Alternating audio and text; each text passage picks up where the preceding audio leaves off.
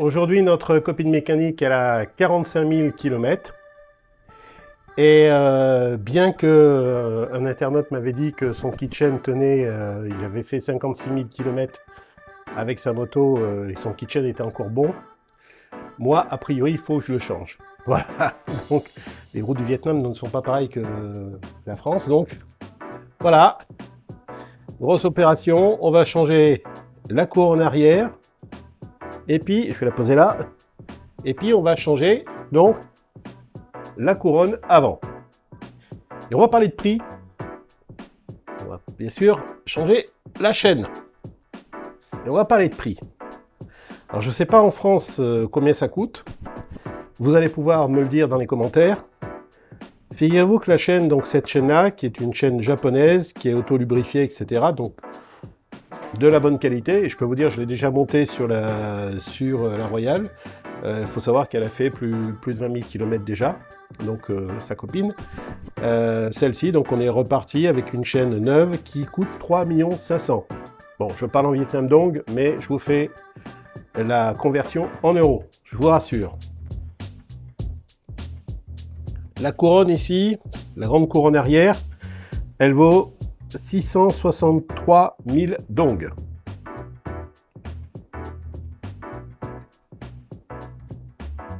Le pignon avant, lui, coûte 318 000 dong. Et lorsqu'on change le kitchen, il faut acheter également les joints. Donc là, il y en a pour une petite fortune, 47 000 dong. Bon, ça coûte rien. Bon, les joints, c'est ce joint qu'il faut changer, puisqu'on va démonter le carter.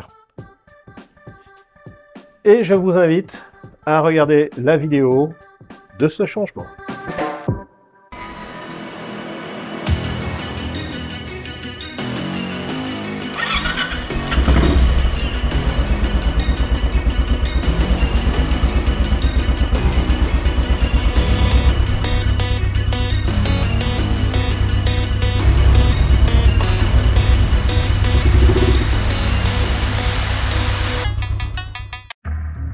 Avant de vous montrer le démontage donc, et puis le changement du pignon donc, du kitchen, c'est-à-dire du pignon avant et du pignon arrière, je vais vous parler de l'éclairage, du nouvel éclairage de notre copine mécanique, puisque pour certains qui nous suivent, vous avez pu remarquer que j'ai changé de longue portée, on va dire, parce que j'avais mis des petits longues portées de chaque côté du porcelaine. Ben, je viens de changer de longue portée.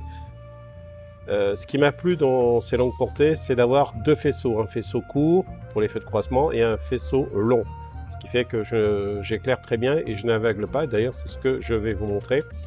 Donc là, je vais allumer, retourner la caméra, voilà. Je vais allumer mon feu principal en feu de croisement, donc c'est un feu LED qui éclaire déjà à la base très bien. En plein feu, bon, ça éclaire pas mal. Je vais éclairer en jaune mes feux de croisement qui viennent compléter mon feu principal. Je peux éclairer en blanc, ce qui fait que j'ai un faisceau vraiment très large. Je passe en longue portée jaune, en longue portée blanc, et là, si je mets tout, bon, je ne fais pas d'autres commentaires, vous voyez, ça crache très fort. Maintenant, je vais vous montrer que lorsque je suis en feu de croisement, on va se mettre par exemple en jaune, feu de croisement. Vous allez voir, ça n'éblouit pas la voiture qui arrive en face. Nous sommes maintenant équipés pour partir faire des randonnées la nuit, hein, sans aucun problème, parce que ça éclaire vraiment très bien. Alors, on va me dire, ouais, mais ça coûte des sous. J'en ai eu pour 750 000 dong pour la paire de longue portée. Ouais, je vous ai mis le prix en euros. Alors, je vous avoue, honnêtement, j'ai pas fait l'installation moi-même. Je l'ai fait installer avec un interrupteur. Je vais vous montrer donc deux positions. Voilà, qui est étanche. Donc l'interrupteur vaut 75 000 dong. Alors, bien sûr, je vous mets la conversion en euros. Donc comme ça, vous ne serez pas perdu.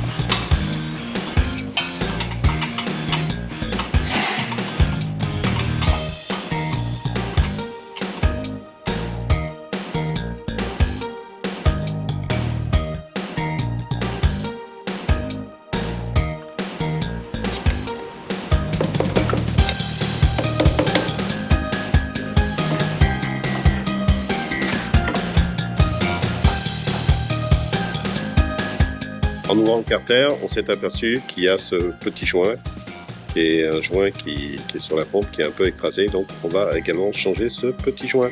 Voilà.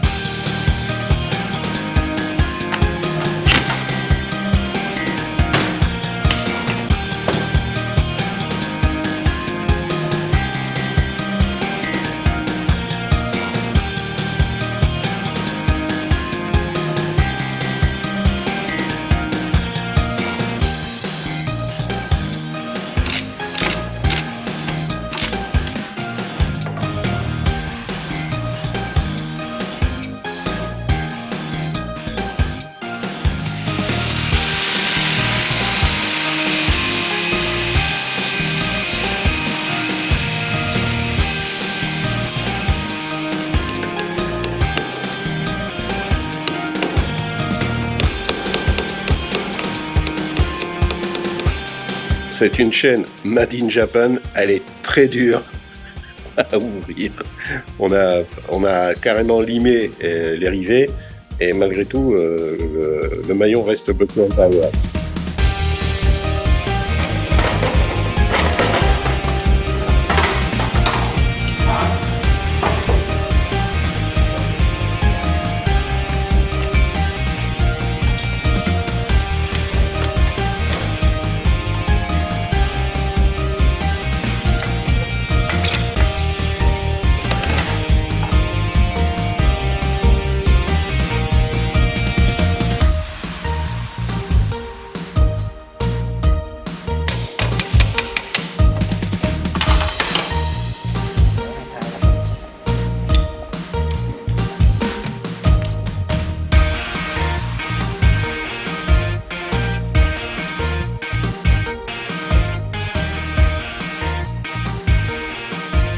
La différence entre un pignon neuf et un pignon usé, bon, là je crois que notre copine 45 000, il faut changer.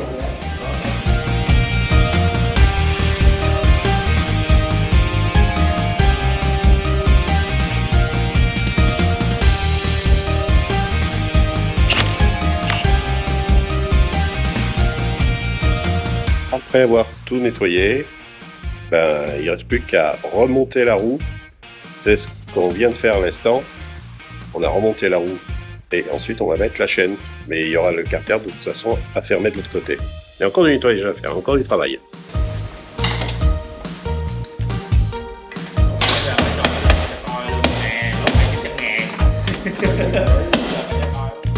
Une fois qu'on a enlevé, donc qu'on a déterminé la longueur de la chaîne, on va mettre ce maillon.